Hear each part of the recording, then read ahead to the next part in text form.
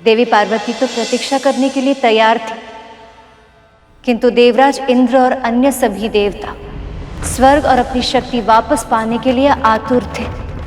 उनके अनुरोध करने पर महादेव फिर से तपस्या में लीन हो गए।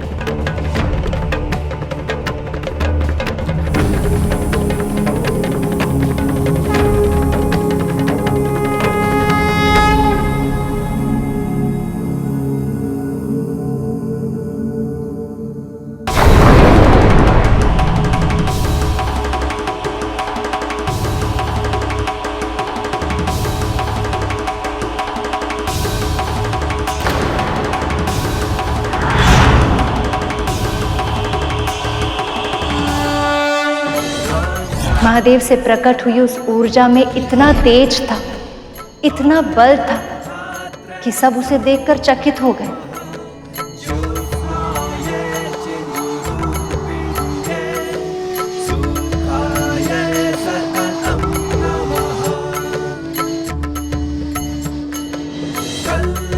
सबसे पहले उन्होंने पृथ्वी से उस ऊर्जा को ग्रहण करने का आग्रह किया।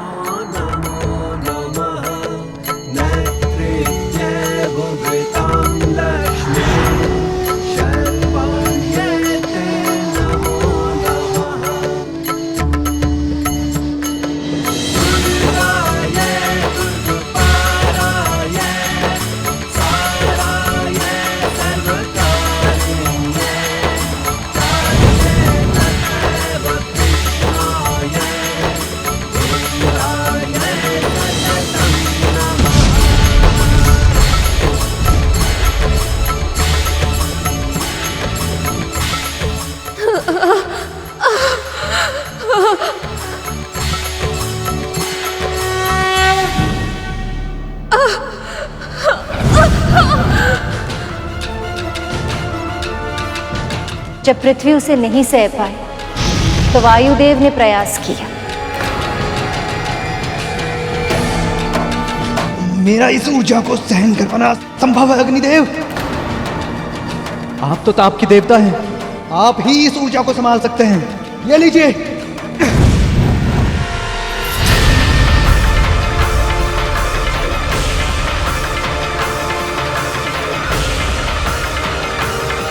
ये मेरे सामर्थ्य से भी अधिक ऊर्जावान है। अब तो मां गंगा ही सहायता कर सकती हैं।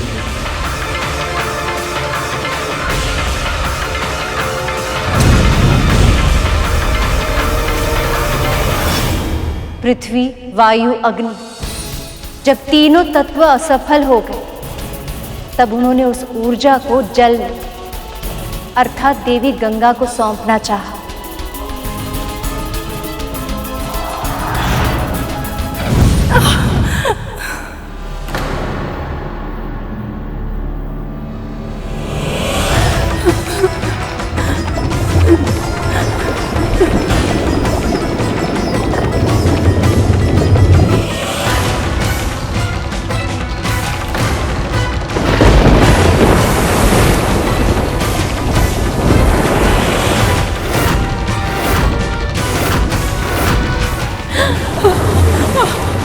जब सभी तत्व हार गए, तभी देवराज इंद्र को अपने फूल का आभास हुआ। उन्हें ज्ञात हुआ कि महादेव से उत्पन्न हुई उस ऊर्जा को और कोई नहीं, केवल शक्ति अर्थात देवी पार्वती ही अपने अंदर धारण कर सकती। देवराज इंद्र कातर भाव से देवी पार्वती की ओर देखने लगे, जो दूर से इस सारे घटनाक्रम को देख रही थी। देवराज इंद्र उनसे दृष्टि तक नहीं मिला पा रहे थे। तभी देवी पार्वती ने गंगा की ओर देखा।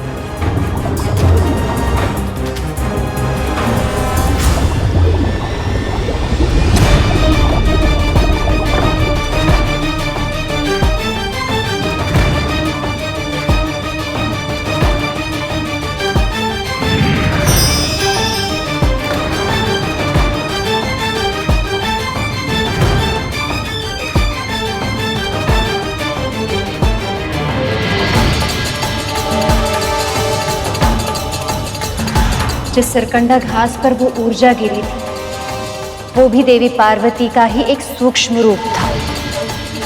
उस ऊर्जा के गिरते ही वहां 6 कृतिकाएं भी पहुंच गई।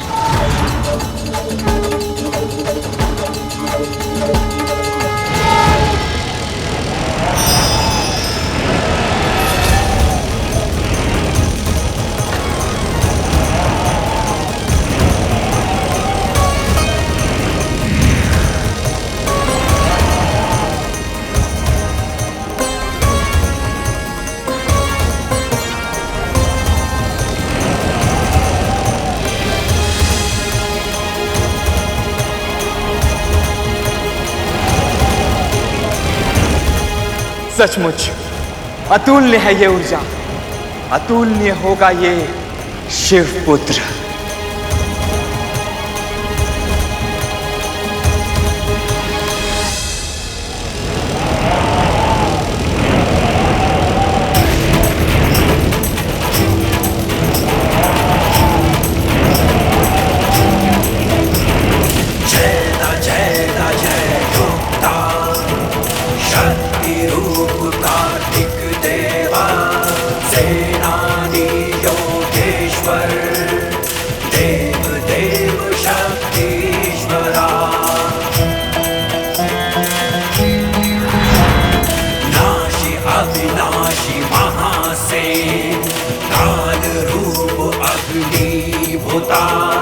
दंड पाणि शक्तिधरा सुब्रह्मण्यं कार्तिक देवा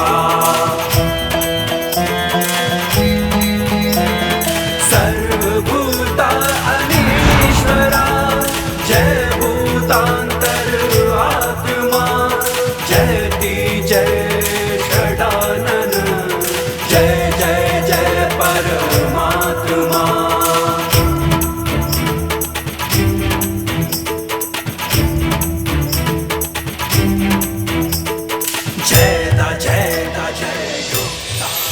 उन 6 कृतिकाओं ने उसका पालन पोषण करके उसे बड़ा किया, और जब उसका स्वरूप उन सबके सामने प्रकट हुआ तब उन्होंने उसे आशीर्वाद दिया।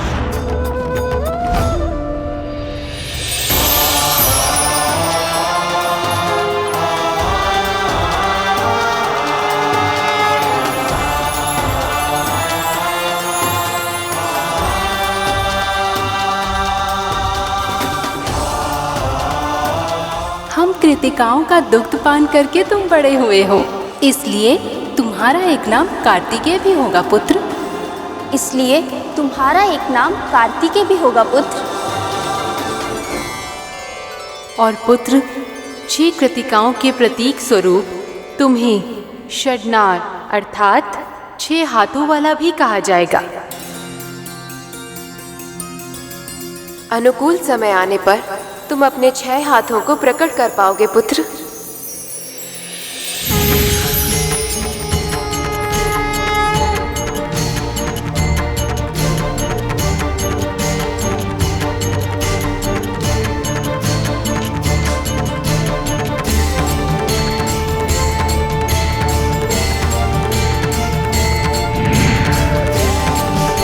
आप सब मेरी माँ हैं।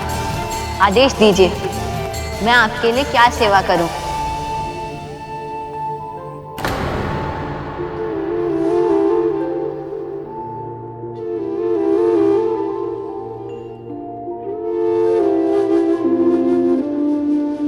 ना केवल इस पुत्र का जन्म मेरे बिना हुआ है, बल्कि इसने तो इन सभी 6 कृतिकाओं को मुझसे पहले ही माँ कहकर पुकार लिया है।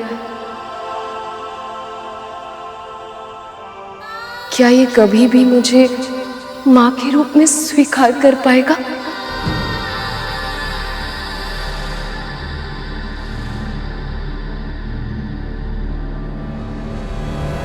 तुमने हमें माँ पुकारकर सृष्टि का सबसे अद्भुत संबोधन देकर धन्य कर दिया पुत्र। अब तुम कैलाश जाओ, वहाँ तुम्हारी माँ देवी पार्वती और पिता महादेव शिव शंकर तुम्हारी वहाँ प्रतीक्षा कर रहे हैं।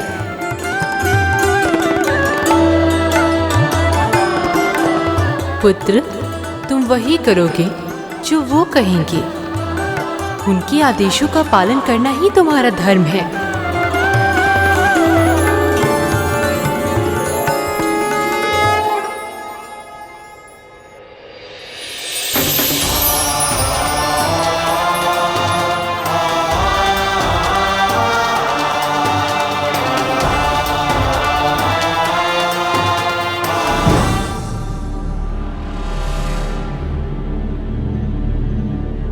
आपका पुत्र कैलाश आ रहा है देवी, आपसे मिलने आपके पास। वो बालक है, अबोध भी है, जानता तक नहीं कि वो कौन है,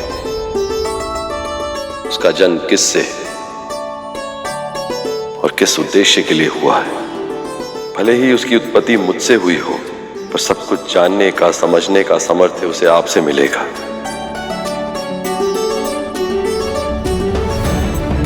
मां ही पहली गुरु होती हैं देवी।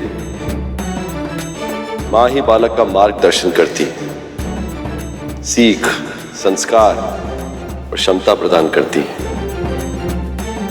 मां ही भविष्य का आधार रखती है और यह अधिकार केवल आपका है, इसे आपसे कोई नहीं छीन सकता, मैं भी नहीं।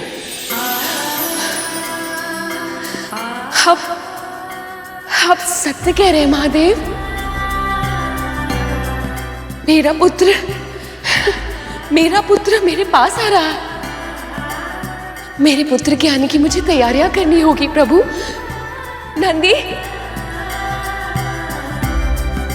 नंदी, श्रृंगी, मेरा पुत्र आ रहा है। मेरे पुत्र के आने की तैयारियां करनी होगी। ऐसा वातावरण करना होगा कि वो जिस ओर दृष्टि करे उसे बस मेरी ही ममता दिखाई दे। जाओ, उसके स्वागत की तैयारी करो, जाओ।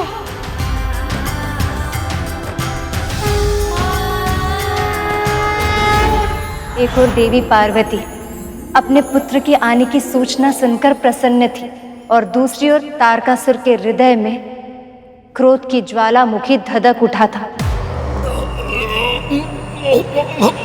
यह सत्य कैसे हो सकता है? स्त्री के योगदान के बिना संतान की उत्पत्ति कैसे संभव है? बोल। क्षमा असुरराज, मैं आपका तुच्छ सेवक हूँ। मैं नहीं जानता ये कैसे हुआ। बस इतना जान दो कि शिव स्वयं हैं। माता पिता के बिना ही वो कुछ भी कर सकते हैं। और तो और मैंने ये भी सुना है कि पार्वती कोई साधारण स्त्री नहीं है, आदि शक्ति का स्वरूप है। संसार में ऐसा कुछ भी नहीं है जो वो नहीं कर सकती। विरोधी की प्रशंसा कर रहा है दुर्बुद्धि।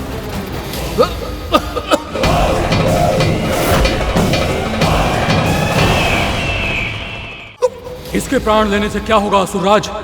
प्राण तो उसके छीनने होंगे जिसने आपकी मृत्यु बनकर जन्म लेने का दुस्साहस किया है।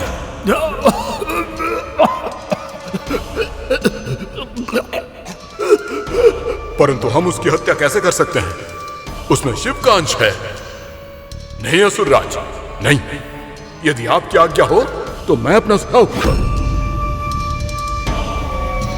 इस परिस्थिति में यही उत्तम होगा कि स्वर्ग लोग देवताओं को लौटा दें। हमें समय मिल जाए और भविष्य में हमें एक और वरदान। जिस तारकासुर को इंद्र, अग्नि, वायु, वरुण और देवताओं की पूरी सेना मिलकर भी पराजित नहीं कर पाई, उसे ये 10 वर्ष का बालक पराजित करेगा।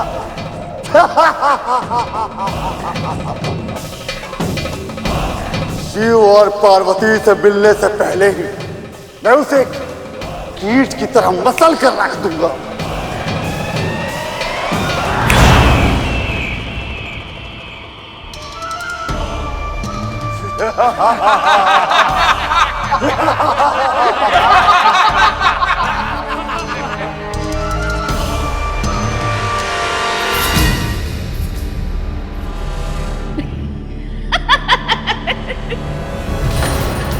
उसके सामने इतना बड़ा संकट खड़ा था और वो मूर्ख तितलियां उड़ा रहा था।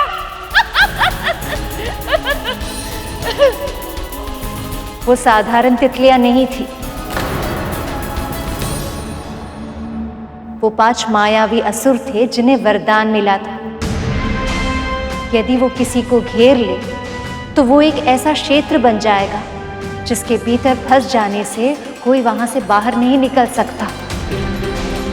वो क्षेत्र संकुचित होते जाता है जिसके कारण उसके भीतर फंसा हुआ व्यक्ति घुट घुट कर अपने प्राण त्यागने के लिए विवश हो जाता है। फिर क्या हुआ माँ?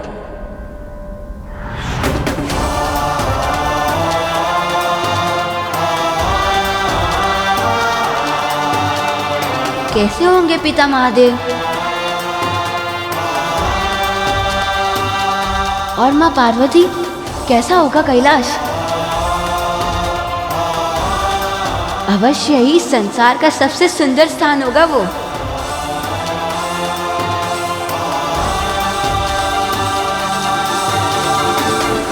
अरे इतनी सुंदर तितली, अरे इधर आओ मेरे पास, तुम्हें कोई हानि नहीं पहुंचाऊंगा मैं। अरे आओ ना।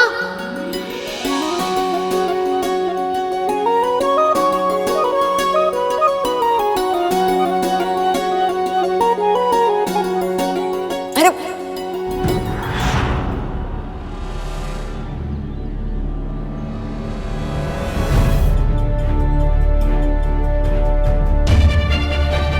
अभी तो एक ही थी, इतनी शीघ्र अपनी सखियों को भी बुला लाए।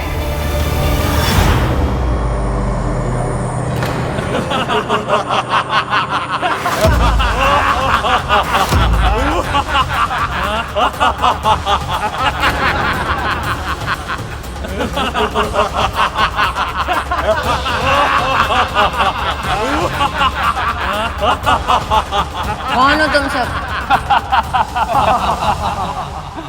और मुझे ऐसे क्यों घेर लिया है?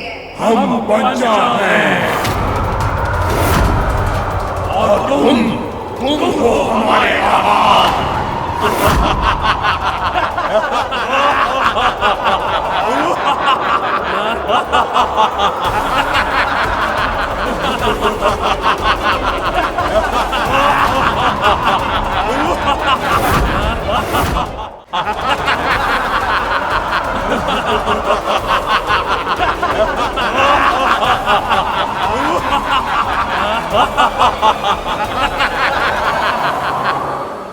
माँ,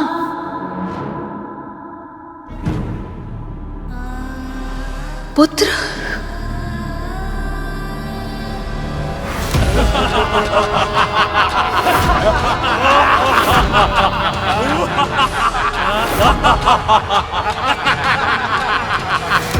पुत्र, मैं अभी आई पुत्र, इसी क्षण तेरे पास पहुंच जाऊंगी और उन सभी असुरों को नष्ट कर दूंगी। अभी आई पुत्र। रुक जाइए देवी।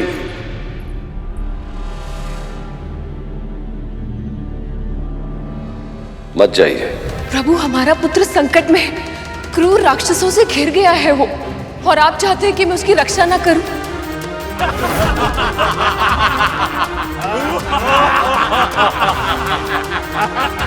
ऐसा आपदा के समय उसे कुछ हो गया तो? कार्तिकेय को देवताओं का सेनापति बनना है देवी, यही उसकी नियति है। सभी उसकी आयु को देखकर संशय में, सबके लिए विश्वास करना कठिन हो रहा है कि इतना छोटा सा बालक इतने महत्वपूर्ण पद को कैसे निभाएगा, कैसे उसके योग्य बनेगा।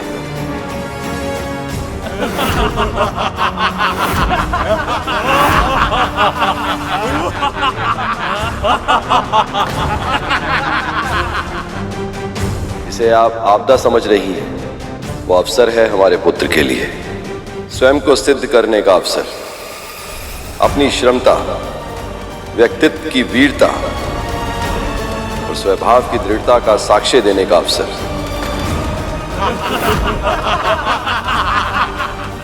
हे श्री माता, इस बालक को शक्ति दीजिए। अब शीघ्र ही इस बालक का अंत करके महाराज तारकासुर की अमरता पुनः सुनिश्चित कर देंगे हम।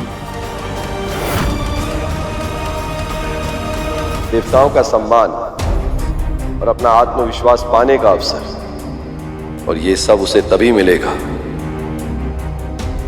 जब वो उसे स्वयं अर्जित करेगा, किसी की सहायता से नहीं, स्वयं आत्मबल से।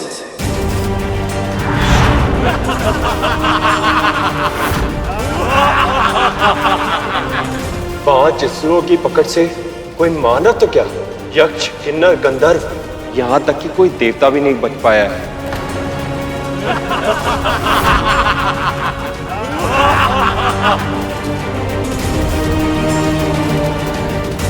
महादेव ने कितनी सरलता से कह दिया कि हमारे पुत्र को अपनी योग्यता सिद्ध करने की आवश्यकता है, किंतु ये छोटा सा बालक इन शक्तिशाली मायावी असुरों से कैसे लड़ेगा?